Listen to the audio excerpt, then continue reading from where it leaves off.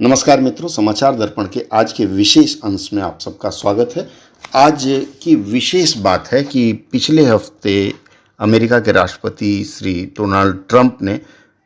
एक साक्षात्कार में यह कहा कि अब नाटो से अमेरिका की विदाई तय है। नाटो का मतलब होता है नॉर्थ अटलांटिक ट्रीटी ऑर्गेनाइजेशन। आपको पता होगा कि द्वितीय विश्व युद्ध के दौरान ही इस संगठन का निर्माण हुआ था और यह बात तय हुई थी कि इसके जो भी मित्र देश हैं, अगर किसी आफत में पड़ते हैं या किसी भी तरह की उनके ऊपर सैनिक कार्रवाई होती है तो अन्य देश उसके सहयोग के लिए आगे आएंगे। लेकिन पिछले हफ्ते डोनाल्ड ट्रंप जी ने जो बयान दिया है, उस बयान से यह लगता है कि अब वो पूर्ण रूप से नाटो से बाहर होने की तैयारी में हैं। और यदि नाटो से अमेरिका बाहर निकल जाए तो हो सकता है कि नाटो संगठन का मतलब ही बेमानी हो जाए। रुख करते हैं अगले समाचार की ओर और अगले समाचार में ईरान के वित्त मंत्री अरगाची ने यह कहा है कि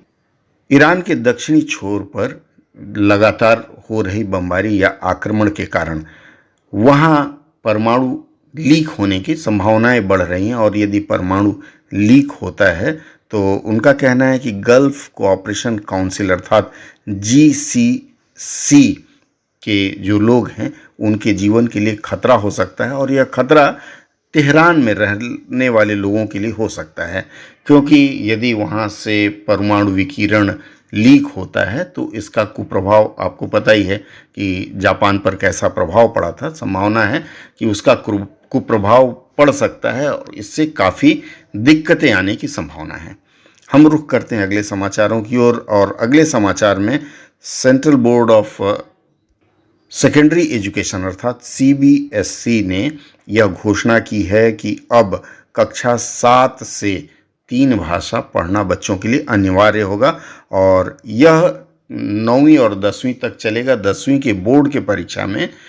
इससे प्रश्न आ सकते हैं या कह सकते हैं कि 10वीं के बोर्ड की परीक्षा में आपको 3 भाषाओं में परीक्षा देनी पड़ेगी, तीनों भाषा जो आप पढ़े होंगे। इसकी तैयारियां जोरों शोरों से चल रही है और हो सकता है 2026-27 का जो अगला वित्त वर्ष है उस वित्त वर्ष में यह लागू हो जाएगा।